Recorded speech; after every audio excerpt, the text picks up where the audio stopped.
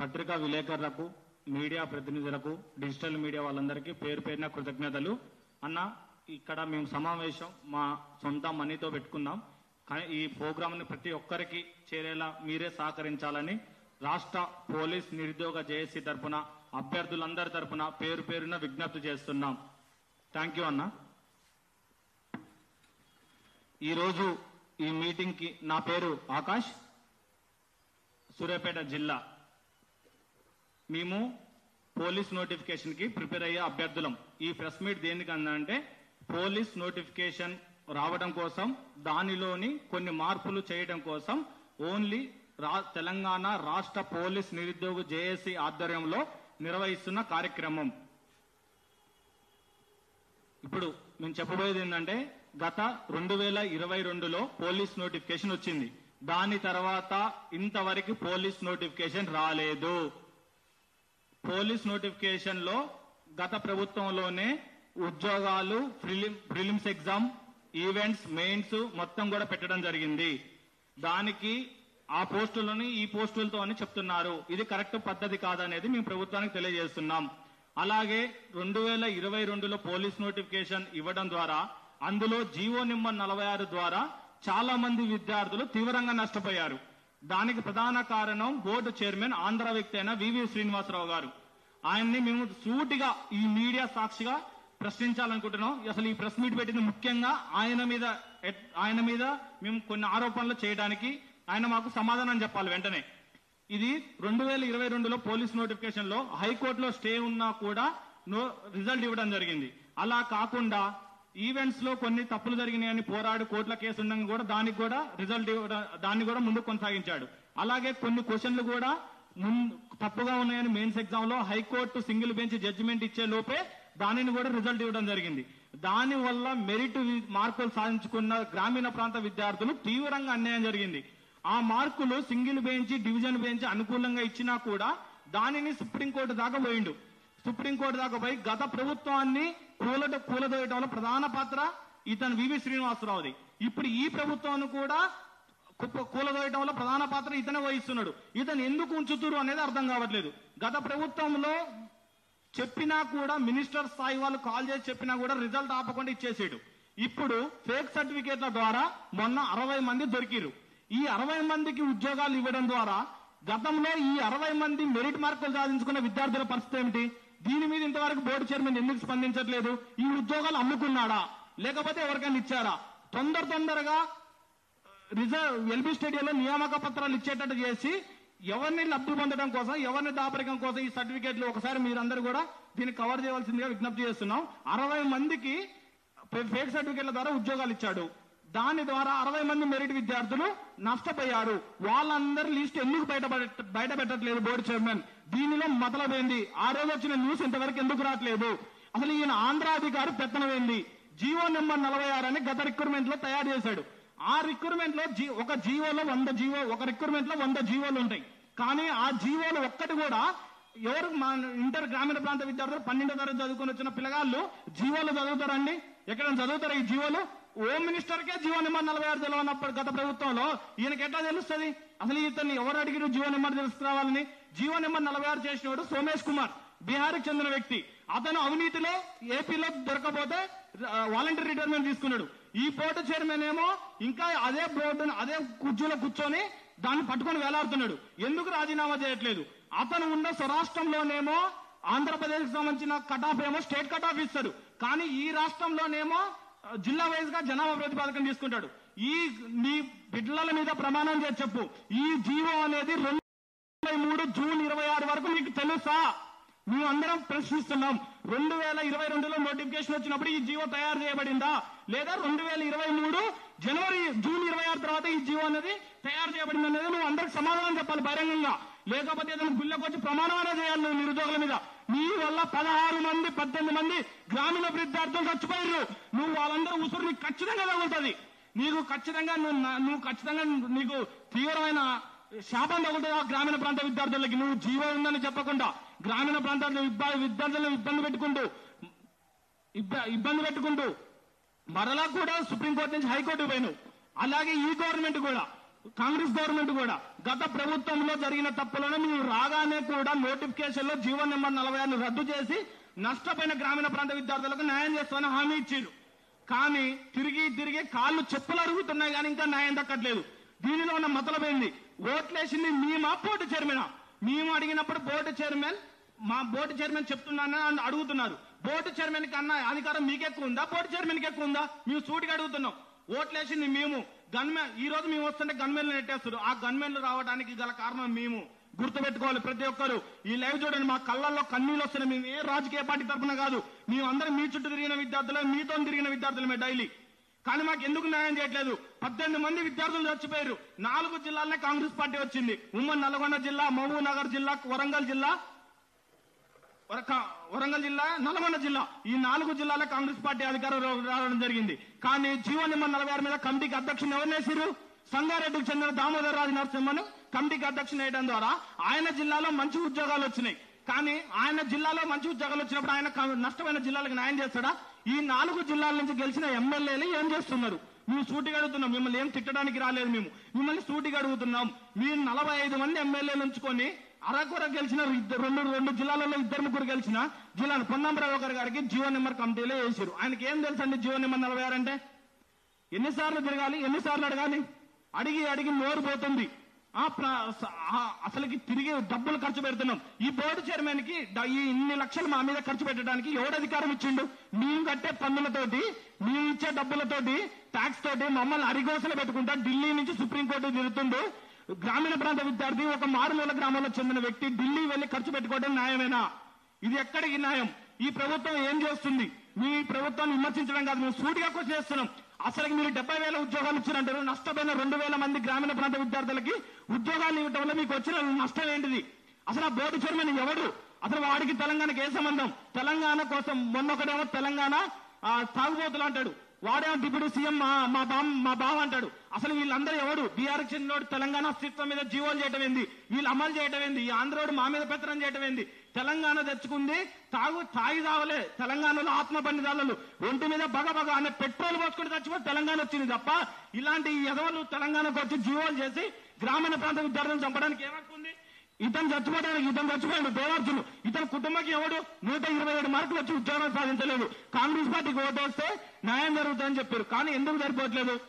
అసలుకి జీవోలు మినిస్టర్లకి నేను అడుగుతున్నా సూటిగా, మీ 5-6 సార్లు గెలిచినోడికి మినిస్టర్ పదవి ఏంటండి? ఎవరికైనా లోక జ్ఞానం తెలిసినోడికి ఫస్ట్ సార్ అయినా ఎవడైనా కూడా అన్ని తెలిసిన వాళ్ళకి ఆ మంత్రి పదవులు ఇవ్వాలి. ఒక జీవో పట్టుకొని తెలిస్తే నాకు తెలియదు అని మాట్లాడుతున్న వ్యక్తులకి ఈ మంత్రి పదవులు ఏందండి? నాకు అర్థం కావట్లేదు. వీళ్ళు పోయి అధికారులు అడుగుతారు, అధికారి ఇది కాదంటాడు. కాదన్నప్పుడు అధికారిగా మేము ఓటేసింది మేమా? అధికారిపై తిరిగితే గెలిచిరా మీరు? మేము గెలిచినా అనాలి, ఒక్కటే అనాలి. 2022లో కేసీఆర్ గారు ఇదేది ఏజ్ కానీ ఏజ్ రిక్రూట్మెంట్ మార్క్స్ రిక్రూట్మెంట్ లో తగ్గిమని చెప్తే ఒకటే మాట అన్నారు, ఏ జీవో తీసిపారదంగా అన్నారు. మీరు ఎందుకు అనలేకపోతారు? బోర్డు చైర్మన్ కి ఎక్కువ పెత్తనం ఉందా, మీకు ఎక్కువ ఉందా? తిరిగి అరికాల్లో వెళ్తున్నాం, చేతులు కళ్ళమడి కన్నీళ్ళు వస్తున్నాయి, డబ్బులు అప్పులు తెచ్చి కడుతున్నాం, కళ్ళమడి నీళ్లు బాధలు వస్తున్నాయి. ఏం చేయాలి?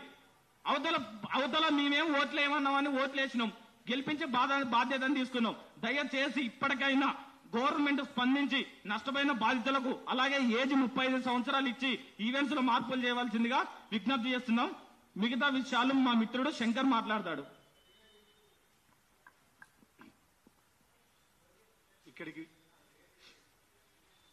నా పేరు శంకర్. ఇక్కడికి విచ్చేసిన అందరికీ ప్రత్యేక కృతజ్ఞతలు. ముఖ్యంగా ఈ ప్రోగ్రాం కండక్ట్ చేయడానికి గతంలో జీవో నెంబర్ 46 గురించి బాధపడి మెరిట్ స్టూడెంట్స్ ఏదైతే 125, 127 మార్కులు వచ్చి ఉద్యోగం రాలేదు, హైదరాబాద్ లో సంగారెడ్డి, రంగారెడ్డి, సైబరాబాద్ లో 90, 100 మార్కులకు ఉద్యోగాలు వచ్చిన విషయంలో బోర్డు చైర్మన్ చేసిన తప్పిదం గురించి, ఆ తప్పిదాన్ని భవిష్యత్తులో మళ్లీ పునరావృతం కాకుండా మళ్లీ ఏదైతే రాబోయే నోటిఫికేషన్ లో 20,000 పోలీసు ఉద్యోగాలు భర్తీ చేయాలని, అలాగే ఈ జీవో నెంబర్ 46 కేసు సుప్రీంకోర్టులో ఉంది, ఆ సుప్రీంకోర్టులో ఉన్న అది కంటిన్యూ అవుతూనే ఉంది, సుప్రీంకోర్టులో గెలుస్తామనే ధీమా కూడా ఉంది.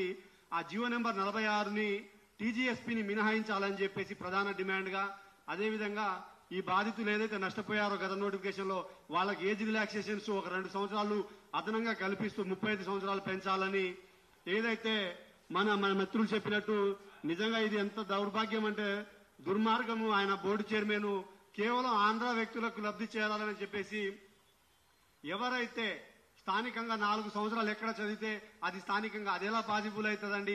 ఎవరైతే మేము ఇప్పుడు డిమాండ్ చేస్తున్నాము, నోటిఫికేషన్ రాసేది మేము, మాకు అనుగుణంగా తెలంగాణ బిడ్డల మేము, నువ్వు ఆంధ్ర వ్యక్తివి, నోటిఫికేషన్ మేము ఎలా కావాలనుకుంటే అలా నిర్వహించే బాధ్యత మాత్రమే నీ బోర్డుదని చెప్పేసి స్థానికత అనేది 6 నుండి 10వ తరగతికి ఎవరైనా సరే 10వ తరగతి ఎక్కడ చదివితే అది స్థానికత అవుతుంది. మరి నువ్వు 4 సంవత్సరాలు ఉన్నప్పుడు 6 నుంచి 10 తీసుకోవాలి, కానీ 1 to 4th to 7th తీసుకోవడం వలన ఇది కేవలం ఆంధ్ర సెటిలర్స్ వాళ్ళకి మాత్రమే లబ్ధి జరుగుతుంది. హైదరాబాద్ లో గత నోటిఫికేషన్ లో చూసుకుంటే 2500 పోస్టులు ఆంధ్ర వాళ్ళకే తరలిపోయింది.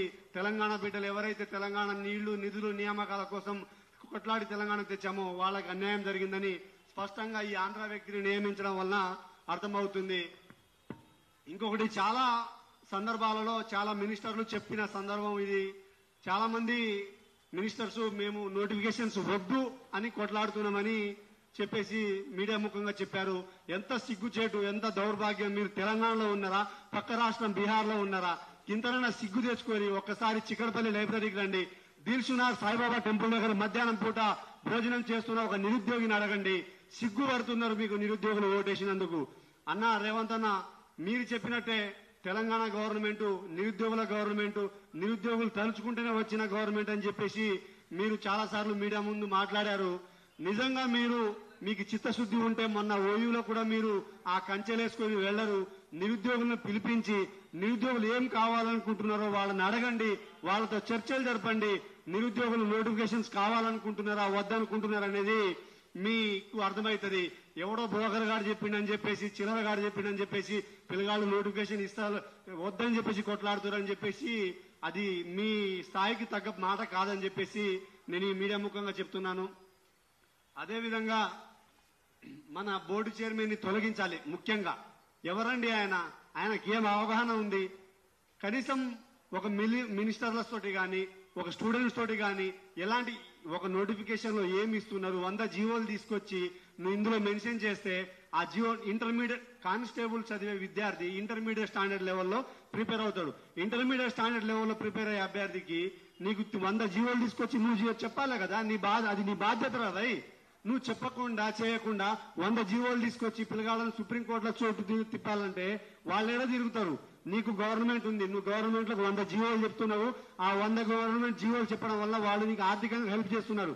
కానీ నిరుద్యోగులకు, గ్రామీణ ప్రాంత అభ్యర్థులకు ఎవరు న్యాయం చేస్తారు?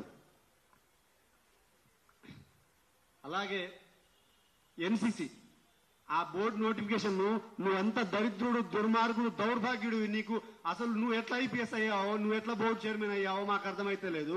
ఎవరైనా ఎన్సీసీలో ఏబిసి 3 సర్టిఫికేట్లు ఉంటాయండి. అది ఏ అనేది 9th to 10th లో వస్తుంది, బి అనేది ఇంటర్ గానీ డిగ్రీలో వస్తుంది, సి అనేది డిగ్రీ బీటెక్ లలో వస్తుంది. అది తీసుకొచ్చి ఈ బోర్డు చైర్మన్ ఏబిసి వాళ్లకు ఒకటే అని చెప్పేసి 3% ఇచ్చారు. ఎవరైనా 9th to 10th లో చదివినోడు ఏ సర్టిఫికేట్ తీసుకొచ్చి డిగ్రీలో సి సర్టిఫికేట్ వస్తే దాన్ని ఈక్వల్ చేశారండి. అదెంత దరిద్రము. ఎన్సీసీ సి సర్టిఫికేట్ 500 మార్కులకు ఎగ్జామ్ కండక్ట్ చేసి వాడు ఎన్నో క్యాంపులు అటెంప్ట్ చేయాలి, ఎగ్జామ్స్ రాయాలి, ఎంత కష్టపడితే గానీ సి సర్టిఫికేట్ రాదు. అలాంటి C certificate 9th to 10th లో ఏదో చూసి రాపిస్తే ఆ వచ్చిన ఏ సర్టిఫికేట్ కి ఈక్వల్ చేశాడు. మళ్ళీ లాస్ట్ టైం ఏదైతే డ్రైవింగ్ లైసెన్స్ కూడా ఏ ఎక్స్పీరియన్స్ లేకుండా 2022 ఏప్రిల్ 20 నాటికి నీకు డ్రైవింగ్ లైసెన్స్ వస్తే చాలు, నీకు 3 మార్కులు కలుపుతా అని చెప్పేసి చెప్పడం జరిగింది. ఇదంతా ఒక నోటిఫికేషన్ ఇచ్చేటప్పుడు బోర్డు చైర్మన్ చేసే తప్పిదాల వలన ప్రభుత్వానికి ఎఫెక్ట్ పడుతుందనే విషయాన్ని ఈ మీడియా ముఖంగా మరి సీఎం రేవంత్ రెడ్డి గానీ ఇంటర్వ్యూస్ వాళ్ళు తీసుకెళ్లి ఎవరైతే నిరుద్యోగులు ఏం కావాలనుకుంటున్నారు, వాళ్ళు ఎలాంటి నోటిఫికేషన్స్ కావాలనుకుంటున్నారు, వాళ్ళకి ఎన్ని పోస్టులు కావాలనుకుంటున్నారు అనే విషయాల మీద క్లుప్తంగా చర్చించి మాతోటి చర్చిస్తే మేం చెప్తాము. ఎందుకంటే మేము ఎదుర్కొన్న గవర్నమెంట్ కాబట్టి. గతంలో బీఆర్ఎస్ కావచ్చు, ఇప్పుడు కాంగ్రెస్ కావచ్చు, భవిష్యత్తులో ఏ పార్టీ అయినా కావచ్చు, మీరు నిరుద్యోగులకు మోసం చేసిన ప్రభుత్వం ఏ రోజు నిలబడదు, ఖచ్చితంగా కూలిపోతుంది. ఈ విషయాన్ని ఇప్పటికే 2 సంవత్సరాలు అయిపోయింది. మీరు నిరుద్యోగులతో ఎలాంటి చర్చలు జరపలేదు. కానీ ఇప్పటికైనా నష్టపోయింది ఏం లేదు. నిరుద్యోగుల్ని పిలిచి వాళ్ళతో చర్చలు జరిపి వాళ్ళు ఏం కావాలనుకుంటున్నారు, మీరే చెప్పారు నిరుద్యోగుల ప్రభుత్వం అని చెప్పేసి, ప్రజా ప్రభుత్వం అని చెప్పేసి ప్రజలు చాలా మంది ఊర్లలో మా తల్లిదండ్రులు కావచ్చు యూరియా కొరత లేదని యూరియా కొరత వల్ల చాలా ఇబ్బంది పడుతున్నారు. ఏదైనా సమస్య మీరు అనుకున్నట్టు మీకు పదవులు వస్తే, మిమ్మల్ని గెలిపించినందుకు మీకు పదవులు వచ్చినంత మాత్రాన సమస్యలు పరిష్కారం కావు. గ్రామీణంగా గ్రౌండ్ లెవెల్లో ఎలాంటి సమస్యలు ఉన్నాయనేది గ్రౌండ్ లెవెల్లో వెళ్తే తెలుస్తుంది. ఇప్పటి వరకు 2 సంవత్సరాలు అవుతుంది ఆ గ్రామ పంచాయతీ, ఎంపీటీసీ, జెడ్పీటీసీ, సర్పంచ్ ఎలక్షన్లు దిక్కు లేకుండా అయిపోయిన పరిస్థితి. నీకు పదవులు వస్తే సరిపోదు, మీకోసం కష్టపడ్డ ఏ కార్యకర్తకైనా సరే అది పదవులు రావాలని చెప్పి నువ్వు ఖచ్చితంగా నోటిఫికేషన్ ఏదైతే ఎలక్షన్స్ ఉన్నాయో అవి నిర్వహించి ఏ ప్రజాప్రభుత్వంలో గ్రామీణ ప్రాంతం వాళ్ళు ఎలాంటి ఇబ్బందులు పడుతున్నారో అలాంటి ఇబ్బందులు తెలుసుకొని దాన్ని పరిశీలించి దాన్ని సాల్వ్ చేసే విధంగా ట్రై చేస్తారని చెప్పేసి ఈ ప్రభుత్వాన్ని నేను వేడుకుంటున్నా. ముఖ్యంగా ప్రధాన డిమాండ్ 20,000 కానిస్టేబుల్ భర్తీ చేయాలి. అందులో టీజీఎస్పీ జియో 46 ని మినహాయించాలి. ఏజీ 35 సంవత్సరాలు ఇవ్వాలని చెప్పేసి నేను హెచ్చరిస్తున్నాను. ఇప్పుడు మా మిత్రుడు నవీన్ పట్నాయక్ మాట్లాడదాం. జన్మనిచ్చిన తల్లిదండ్రులకి, విద్యాబుద్ధి తెలిపిన మాస్టర్కి, నా తోటి స్నేహితులకి, మీడియా మిత్రులకి నమస్కారాలు. నా పేరు నవీన్ పట్నాయక్, నాది జయశంకర్ భూపాలపల్లి జిల్లా. ముందుగా ఈ అంశాలు మాట్లాడేటువంటి విషయంలో ఇక్కడ స్టేజ్ మీద ఉన్నటువంటి మా మిత్రులందరూ చూడండి, గమనించండి ఒక్కసారి. పోలీస్ కానిస్టేబుల్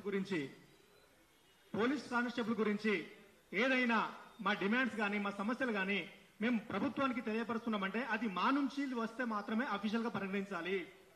అదర్వైజ్ ఎవరైనా కూడా దీక్షలు చేస్తున్నాము ఎస్ఐఎన్ కానిస్టేబుల్ మీద, ధర్నాలు చేస్తున్నామని చెప్పేసి మమ్ముల కాదని ఎవరు పిలుపునిచ్చినా కూడా దాన్ని మీరు పరిగణలోకి తీసుకోవద్దు. నెంబర్ 1 పాయింట్ ఇది ప్రభుత్వానికి మేము విజ్ఞప్తి చేస్తున్నాం. ఇప్పుడు విషయానికి వస్తే జియో నంబర్ 46 అనేది ఎంతటి ఘోరం అంటే, గత 2 సంవత్సరాలుగా మేము పోరాటం చేస్తున్నాం ఆ జియో నంబర్ 46 మీద. వై బికాజ్ ఈ రోజు ఈ యొక్క కరోనా లాంటి జియో వల్ల గ్రామీణ ప్రాంతంలో ఉన్నటువంటి మా మెరిట్ ఆస్పిరెంట్స్ అందరూ కూడా మేము ఎందుకు ఈ పోటీ పరీక్షలకి మేము ప్రిపేర్ అవ్వాలి అనేటువంటి అనుమానాన్ని ఇది వ్యక్తం చేస్తుంది. ఎందుకంటే కష్టపడి మంచి మార్కులు సాధించినప్పటికీ ఉద్యోగం రావట్లేదు ఈ జియో నంబర్ 46 వల్ల. గత ప్రభుత్వం మాకు ఈ జియో నంబర్ 46 తీసుకొచ్చి ఈ విధంగా మమ్మల్ని నష్టపరిచిందని తెలిసే కదా ఎలక్షన్స్ లో మీరు మాకు ఇచ్చినటువంటి హామీ పరంగా మేము పనిచేస్తాం, మీకు గ్రామంలో తిరిగినాము, మీకోసం మేము ఓట్లు వేయించినాము, అమ్మలకల కాలు పెట్టినాము. మీకు తెలియదా ఇది? హర్షవర్ధన్ రెడ్డి సార్ మీకు తెలియదా? రియాజ్ సార్ మీకు తెలియదా? మినిస్టర్ సూరవ్ సార్ మీకు తెలియదా? రేవంత్ రెడ్డి సార్ గారు మీకు తెలియదా? మేము ఎలక్షన్ బిఫోర్ మిమ్మల్ని కలిసాము, అధికారంలోకి వచ్చినా కూడా మిమ్మల్ని కలిసాం. మేము సీతక్క కూడా తెలుసు, మా అక్క మంచిది. ఏమన్నదంటే తమ్ముడు నేను గద్దెక్కిన వెంటనే మీ యొక్క జీవో మొత్తం కూడా అంతా డిమాలిష్ చేసేసి మీకు నేను ఉద్యోగోచితంగా చేస్తా అని చెప్పింది. అక్క ఇప్పుడు ఎక్కడుందో తెలియదు. తీన్మార్ మల్లన్న మాయల మరాఠీ అంటే తీన్మార్ మల్లన్న చెప్పొచ్చు మన ఇవాళ. ఎందుకంటే మేము ఏడ్చుకుంటూ పోయి అతని దగ్గరికి వెళ్ళి అన్న ఈ జియో నంబర్ 46 వల్ల ఈ విధంగా గ్రామీణ ప్రాంతాలందరికీ కూడా చాలా అన్యాయం జరుగుతుంది, ఇక 126 మార్క్స్ 127 మార్క్స్ వచ్చినా కూడా మాకు ఉద్యోగాలు రావట్లేదంటే ఆయన చెప్పిన ఒక మాట, తమ్ముళ్ళు మీరందరూ కూడా మీకు ఉద్యోగాలు కావాలంటే ఈ ప్రభుత్వాన్ని గద్దెదించాలి. రాబోయే ప్రభుత్వం ఏదైనా సరే నేను మాట్లాడి మీకు ఉద్యోగం వచ్చే విధంగా చేస్తా అని చెప్తే ఆ మహానుభావుడి మాట కూడా విని మేమంతా కూడా ఎలక్షన్ లో పనిచేసినాము. కాంగ్రెస్ పార్టీని తెచ్చేటువంటి దానిలో మేము ప్రధాన పాత్ర పోషించినాము. కాబట్టి దయచేసి ఇప్పుడు తిరుమలన్న గారు ఎమ్మెల్సీ కూడా అయ్యారు, ఒక్క రోజు కూడా మాట్లాడినటువంటి పాపన పోలేదు. అది ఇప్పుడు మేము చెప్పదలుచుకుంటే సూటిగా, అయ్యా రేవంత్ రెడ్డి గారు మిమ్మల్ని ఒకటి నేను అభ్యర్థిస్తున్నా, మీరు జియో నంబర్ 46 వాళ్ళకి న్యాయం చేయడానికి మీకు ఎవరు అడ్డుస్తున్నారు? మిమ్మల్ని కలిసి మేము అడిగినప్పుడు మీరేమన్నారంటే అది బీఆర్ఎస్ పార్టీ గత ప్రభుత్వం తెచ్చింది కదా, మేమేం చేయాలంటే ఆ ప్రభుత్వం తెచ్చింది కాబట్టి మిమ్మల్ని మేము తెచ్చినాము. మరి ఇప్పుడు ఆ ప్రభుత్వం కూడా మొన్న మనకి అసెంబ్లీ సమావేశంలో కూడా వాళ్ళు అన్నారు జియో 46 బాధితులకు న్యాయం చేస్తే మేము అడ్డు రాము, వాళ్ళకి న్యాయం చేయొచ్చు అని చెప్పేసి కూడా మాట్లాడడం జరిగింది. వాళ్ళు తప్పని తెలుసుకున్నారు. ఇంకా మీకు ఎవరు అడ్డొస్తున్నారు? బ్యాక్లాగ్ పోస్టులు 1000 పోస్టులు ఖాళీలు ఉన్నాయి, మమ్మల్ని భర్తీ చేయడానికి మీకు ఏమవుతుంది? కాబట్టి సూటిగా కూడా ప్రశ్నిస్తున్నా, I would like to question to the government, why did fight for a separate Telangana? It was also for jobs right. ఎందుకనంటే మన నియామకాలు, మన నిధులు, మన అంతా కూడా వాళ్ళు దోసుకుపోతున్నాను కదా, మనం సపరేట్ తెలంగాణ కావాలని చెప్పేసి అనుకున్నాం. మరి ఏం చేస్తున్నారు అంటే ఈ ఆంధ్ర వ్యక్తి వివి శ్రీనివాసరావు గారు ఇతని కంటే నిష్ణాతులు మన రాష్ట్రంలో లేరా అని చెప్పేసి అడుగుతున్నా. ఎందుకు అతన్ని కొనసాగిస్తున్నారు? Okay, he was appointed by last government. We accept it. But our question is, why you people continue still that person? So కాబట్టి మేము అతన్ని వెంటనే రాజీనామా చేయాలని చెప్పేసి mister VV Srinivasarao, I shame on you. Why? Because you cheated enter Telangana local area, local candidates, merit aspirants. More than 10 members, our friends, committed suicide just because of you only. If you have integrity, then you resign your job. అంతకంటే ఎక్కువ మాట్లాడలేను. ఎందుకంటే ఈ రోజున మేమంతా కూడా struggles అనుభవిస్తున్నాం.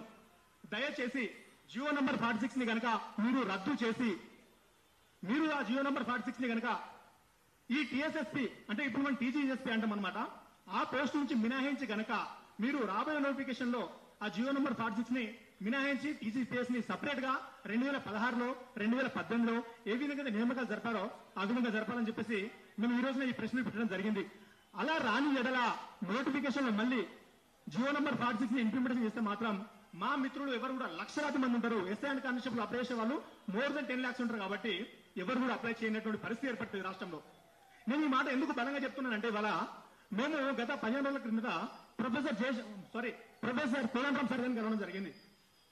Sir ఒక మాట చెప్పిన సూటిగా, అతను తప్పులే అందరూ, ఎందుకంటే పైన అధికారులు చెప్తున్నటువంటి విషయాన్ని ఆ సార్ మాకు చెప్పడం జరిగింది. ఏమన్నారంటే, తమ్ముళ్ళు మీరందరూ కూడా నా దగ్గరకు వస్తున్నారు కదా పదే పదే, కానీ జియో నంబర్ 46 అనేది అప్కమింగ్ నోటిఫికేషన్ లో కూడా ఇంప్లిమెంటేషన్ చేస్తున్నారు, మళ్ళీ ఇంప్లిమెంటేషన్ చేస్తున్నారు, దాన్ని తీసేయడానికి లేదంటని చెప్పేసి అంటున్నాడు. ఎందుకు సార్ తీసేయడానికి లేదు అంటే, ఇగో ఒక్కొక్క జిల్లాల అంటే 2-3 జిల్లాల మాత్రమే చాలా మంది సెలెక్ట్ అవుతున్నారంట, చాలా మంది జిల్లాల నుంచి రావట్లేదంటుంది. నేను ఒకటి చెప్తున్నా, ఇప్పుడు అన్ని జిల్లాల నుంచి వెళ్ళి సెలెక్ట్ కావాలని చెప్పేసి అనుకుంటే అది ఆహార పథకం కాదు, ఇది సన్నబియ్యం పథకం కాదు. నేనేమంటున్నా, జిల్లాల వారీగా మనం సెలెక్ట్ చేయడానికి మనకు సివిల్ కానిస్టేబుల్ ఉంటాయి, ఏఆర్ కానిస్టేబుల్ ఉంటాయి, అవి డిస్ట్రిక్ట్ వైజ్ ఫిల్ చేస్తారు. మరి ఇందులో టీజీఎస్పీ అంటే ఫుల్ ఫామ్ తెలుసా కనీసం అని చెప్పేసి అడుగుతున్నాం మన మంత్రులం. కానీ ఉన్నటువంటి బోర్డు వీసీ ఉన్నదా నీకు తెలుసా కనీసం? నీకు దాని యొక్క అబ్రివేషన్ తెలుసా? టీజీఎస్పీ అంటే అబ్రివేషన్ ఏంటి, ఎస్పీ అంటే రాష్ట్రం ఏంటి, స్పెషల్ పోలీసే కదా. స్పెషల్ పోలీస్ అంటే స్పెషల్ పర్సన్స్ ఉండాలి కదా మరి అందరూ. మరి నువ్వు ప్రతి ఒక్క కుటుంబానికి ప్రతి ఒక్క జిల్లాకి పంచాలనుకుంటే దానికి పీపీ అని పెట్టు, లాస్ట్ కి పంపకాల పోస్ట్ అని పెట్టు. అలాంటప్పుడు దానికి నువ్వు ప్రిలిమ్స్ పెట్టకు, దానికి ఈవెంట్స్ పెట్టకు, దానికి మెయిన్స్ పెట్టకు. మరి టీఎస్పీ స్పెషల్ పోలీస్ అంటేనే మెంటల్ గా ఫిజికల్ గా చాలా ఫిట్ గా ఉండాలి, ఆ పర్సన్ మాత్రమే దానికి ఫిట్ అన్నమాట. మరి అలా కాకుండా లేదు ఈ జాబ్స్ ని మేము ఈ విధంగా డిస్ట్రిబ్యూట్ పెడుతున్నాం అంటే, లాస్ట్ గవర్నమెంట్ లో మీరు ఇచ్చిన నోటిఫికేషన్ ఎందుకు చెప్పలేదు? మేము టీజీఎస్పీని ఈసారి మేము డిస్ట్రిబ్యూట్ ఇస్తున్నామని చెప్పేసి, ఏదైతే సివిల్ ఏఆర్ ని నువ్వు డిస్ట్రిబ్యూట్ కింద పోస్ట్ అన్నావు కదా, మరి టీఎస్ఎస్పీ కూడా ఇవి కూడా ఎందుకు అనలేదు? ఆ విధంగా మాకు కపట నాటకం ఆడి మాకు చెప్పకుండా మొత్తం ప్రిలిమ్స్ మెయిన్స్ అంటే అయిపోయిన తర్వాత కట్ ఆఫ్ ఇంకొక 1 month అయితే రిజల్ట్ వస్తానగా ఈ జియో గురించి మాకు తెలియకుండా దాచిపెట్టడం అంటే అర్థం ఏంటిది? ఈ ఉద్యోగాలు ఎవరికి ఇవ్వడం కోసం అని మేము అడుగుతున్నాం. ఇవాళ రాష్ట్ర ప్రభుత్వం దయచేసి దీన్ని గమనించాలి, దయచేసి దీన్ని గమనించాలి. మీకు అనిపించవచ్చు అది ఒక జస్ట్ జాబ్ అని, అది మా భవిష్యత్తు, అది మా భవిష్యత్తు. ఇలా అది చేసిన తప్పడం వల్ల ఈ రోజు మేమంతా కూడా మెరిట్ స్కోర్ మా అందరూ ఒక హార్టికల్ మీకు నెంబర్ ఇస్తాము, మా మార్క్స్ చెక్ చేసుకోండి. మా అందరూ కూడా 125, 123, 120 మోర్ దెన్ 120 మార్క్స్ ఉంటాయి అనమాట. కానీ ఈ రోజున టీఎస్ఎస్పీ వెటర్నరీ మొత్తం రిక్రూట్ వాళ్ళు 70 మార్క్స్, 80 మార్క్స్, 90 మార్క్స్, 100 మార్క్స్ వాళ్ళు ఉన్నారు. ఇప్పుడు చెప్పండి ఎవరు ఇక్కడ ఫిట్ ఆ జాబ్ కి? దయచేసి ఇవాళ నేను గట్టిగా మాట్లాడుతున్నాను చెప్పేసి ఆ విధంగా చెప్తున్నాను నేను. కాబట్టి ఈ విధంగా తప్పిదాలు జరగదు. అరే ఎడ్యుకేషన్ లో మనకి ప్రియారిటీ మెరిట్ మార్క్స్ ఇవ్వకపోతే ఇంకా మీరు ఆ విధంగా భర్తీ చేస్తాను అర్థమైందని చెప్పేసి అడుగుతున్నా. కాబట్టి దయచేసి ఒక్కసారి జరిగినటువంటి తప్పిదాన్ని మళ్ళీ మీరు రిపీట్ చేయదు. గౌరవ రేవంత్ రెడ్డి గారు, మీకు మేము సూటిగా చెప్తున్నాము, ఈ రోజున మేము ఇక్కడికి వచ్చినామంటే మా డిమాండ్స్ ఇవన్నీ కూడా 30 సంవత్సరాలు ఖచ్చితంగా మీరు ఇంప్లిమెంటేషన్ చేయాలి. ఎందుకంటే 2020లో నోటిఫికేషన్ వచ్చింది, ఇప్పటిదాకా రాలేదు. కాబట్టి చాలా మంది మా అభ్యర్థులు కూడా ఆ విషయంలో కూడా నిరాశపడుతున్నారు, మాకు ఛాన్స్ ఉంటుందో లేదో అని చెప్పేసి. కాబట్టి తప్పకుండా జియో నంబర్ 46 ని టీజీఎస్పీ మినహాయించాలి. మా మిత్రులు చెప్పినట్టుగా వివి శ్రీనివాసరావు మాత్రం ఖచ్చితంగా రాజీనామా చేయించాలి. అవునా, నేను ఒక క్వశ్చన్ అడుగుతా. నేను ఇప్పుడు నువ్వే ఉంటావుగా మొత్తం ఈ యొక్క పోలీస్ ప్రాసెస్ అయిపోయాక మా రాష్ట్రంలో ఉన్నటువంటి ఎన్ని ఇంకా 2-3 నోటిఫికేషన్స్ కూడా మీరే ఉంటారా? బోర్డు చైర్మన్ గా మీరే ఉంటారా? కనీసం మీకు సిగ్గు అనిపించట్లేదా? మేము ఈ విధంగా అంటున్నాం, ఎల్లుపోరా బాబు అంటే నువ్వు పోతలేవు. కనీసం రమ్మని చెప్పేసి గౌరవంగా పిలిస్తే కూడా ఇవాళ రేపు పెళ్లిళ్ళకి ఇవాళ వస్తారు, నువ్వు పోరాటం నువ్వు పోతలేవు.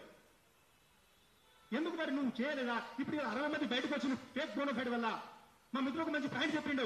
ఏంటిదంటే 4 years ఇక్కడ ఎక్కడైతే చదువుకుంటే మనం లోకలైజేషన్ పెడితే హైదరాబాద్ లో ఉన్నటువంటి ప్రైవేట్ స్కూళ్ళలో కానీ ఇక్కడ 10,000 రూపాయలు 20 రూపాయలు పెడితే నకిలీ బోనోఫైడ్ వస్తున్నాయి. దానివల్ల లోకల్ క్యాండిడేట్ ఇక్కడ అవుతాడు 60-70 మార్కులు జాబ్ కొడతాడు. మేము సంఘరాగల మేము 105 మార్కులకి మేము సంఘరాగల అంటున్నా. మేము కూడా అదే తప్పులం చేస్తే ఇక మేము ఉన్నటువంటి మా మార్కులకి మాకు సివిల్ ఎస్ఐ జాబే వస్తుంది ఇక్కడ హైదరాబాద్ కట్ ఆఫ్ చూసుకుంటే. కానీ మేము అలాంటి ఆ దొంగ పని లంగ పని మేము చేయం.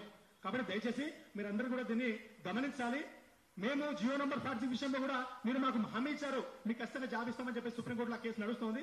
అది గెలిచేటువంటి విషయంలో మీరు మాకు సహకరించాలి. ఈ ప్రభుత్వం తప్పకుండా మీరు సహకరించాలి. ఇంకా మా మీద మీరు పెత్తనం చెల్లించాలని చూస్తే మాత్రం ఖచ్చితంగా భూస్థాపితం అయిపోతారు. దయచేసి గమనించండి. మా రిక్వెస్ట్ ఏంటంటే నిరుద్యోగులందరూ కూడా చాలా నిరాశ నిస్పృహలో ఉన్నారు. ఒక నిరుద్యోగ సమస్య అంటే ఒక వ్యక్తి సమస్య కాదు, ఇది సమాజం సమస్య, మొత్తం యావత్ సమాజం సమస్య ఇది. ఎందుకంటే యువత బాగుంటేనే భవిష్యత్ బాగుంటుంది, రాష్ట్ర ప్రజల యొక్క భవిష్యత్ బాగుంటుంది. కాబట్టి దయచేసి మేము అందరం కూడా రిక్వెస్ట్ చేస్తున్నాము, వచ్చేటువంటి నోటిఫికేషన్ లో ఉన్నటువంటి ఈ బ్యానర్ లో ఏవైతే మా సమస్యలు ఉన్నాయో డిమాండ్స్ ఉన్నాయో అవన్నీ కూడా మీరు ఖచ్చితంగా పాటించాలని చెప్పేసి మేము మిమ్మల్ని కూడా కోరుతున్నాము. ధన్యవాదాలు.